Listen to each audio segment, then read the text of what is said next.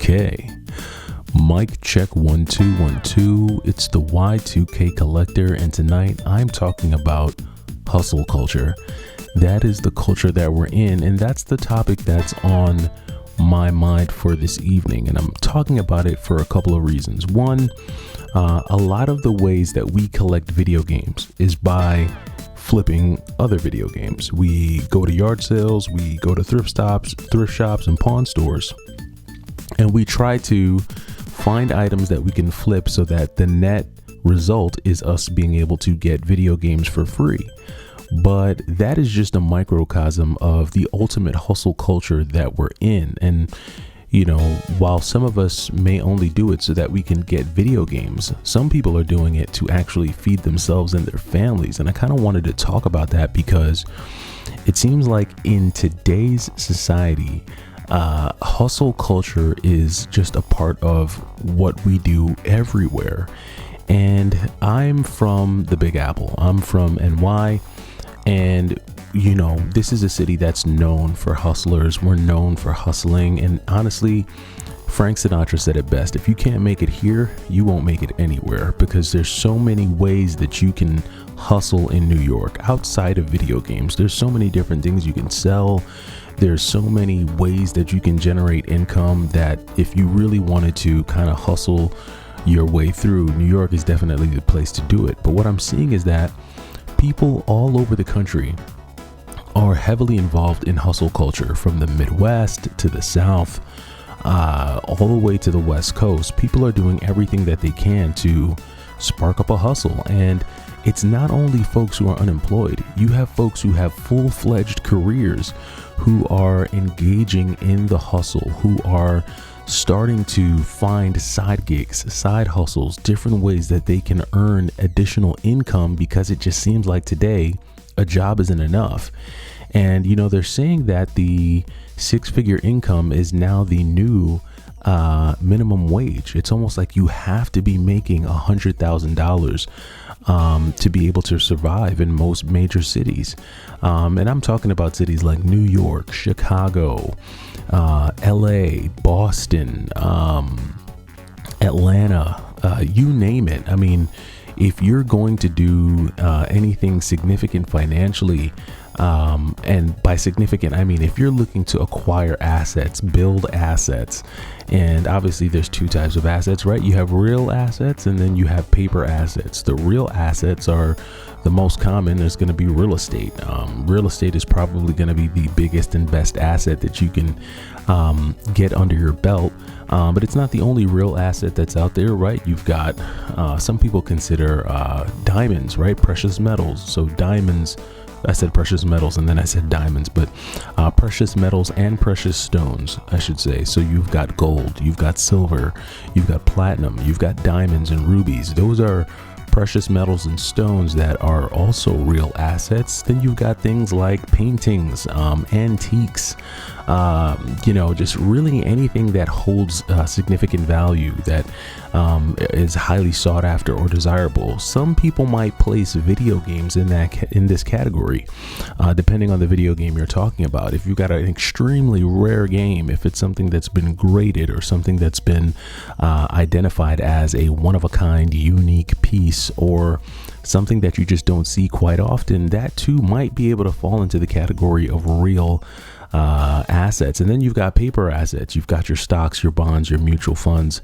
and the list goes on. But if you're going to be able to, or if you're wanting to be able to get any of these assets under your belt, you need to first have some type of income. And it's sad, but most people don't even have enough income to survive, to put gas in the tank, to you know, put food on the table, to cover their bills, to cover their needs. And so this is where I think the side hustle comes in. I think this is one of the reasons why a lot of people have decided to Uber, DoorDash, and then do something that I just decided to do myself, which is sell online. And there's so many avenues that you can choose to sell online. Whether you decide to do the eBay thing, the Mercari thing, the Amazon thing, Shopify, Poshmark, There's so many ways that you can create a hustle for yourself and be able to earn some extra income. You've even got people doing the Airbnb thing. You've got the Turo, right? People renting out vehicles. There's so many different things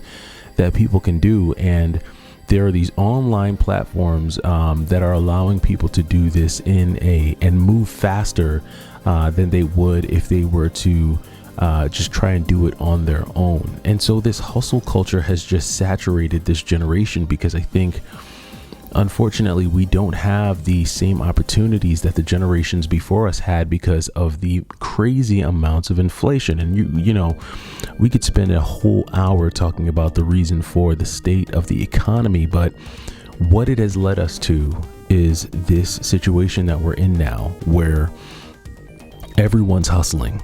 And I don't know about you. You guys can let me know down in the comments, but I feel like everyone is hustling. I feel like everyone is doing something to generate some additional income. Now, as I said before, I recently jumped on Amazon, and I am super late to the game, right? Amazon FBA is something that's been going on for a while.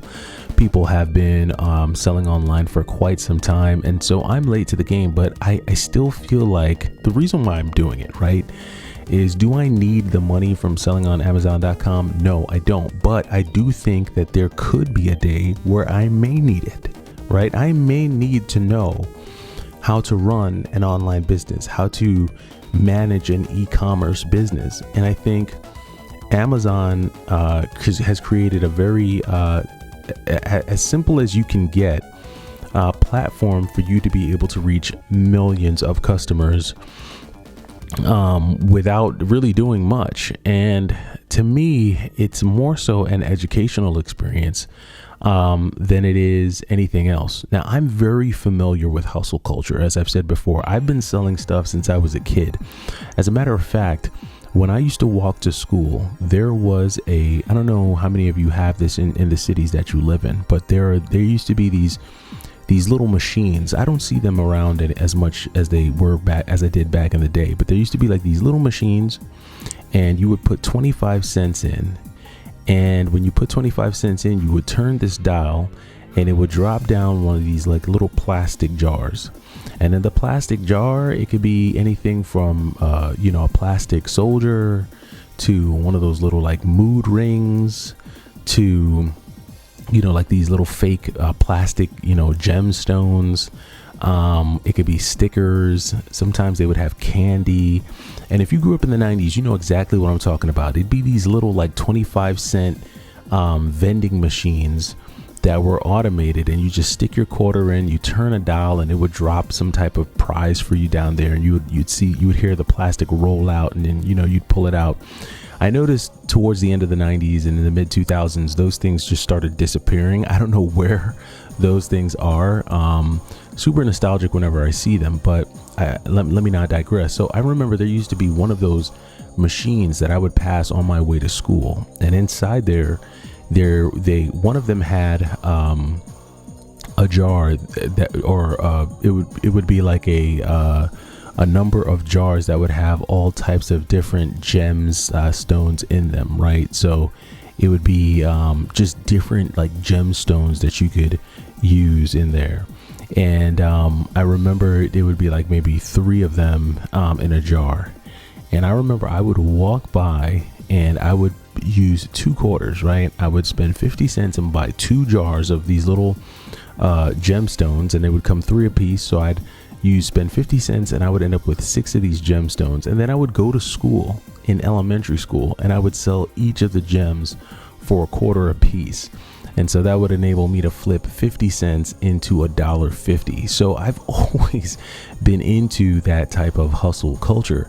But obviously it's 2024. It's not 1994 anymore. And, now you've got things like the internet that allow people to move at the speed of light and generate income much faster and much greater. And you have to move at that speed. The days of selling stuff on the corner won't work anymore. The days of using antiquated systems like, trying to run things yourself and do things yourself, they're just not going to work. And these companies like Turo and Airbnb and Amazon and Shopify, they enable those of us with that hustle spirit to kind of do it at a higher level. And I think just moving forward, it's no longer going to be like an option. Like right now, I think we are at a tipping point where hustle culture, the side hustle, is going from being something that people do who are go-getters. It's going to transition from something that people might want to do to something that people will have to do. I think pretty soon everyone is going to need a side hustle to be able to survive, or at least live a decent life, to be able to go on vacation, to be able to enjoy just some of the finer things. But let me know what you think down in the comments. Do you think that there's any validity to this? Are you noticing a strong hustle culture? I'm interested to know your thoughts. But that does it for me. It's the Y2K Collector. Take it easy.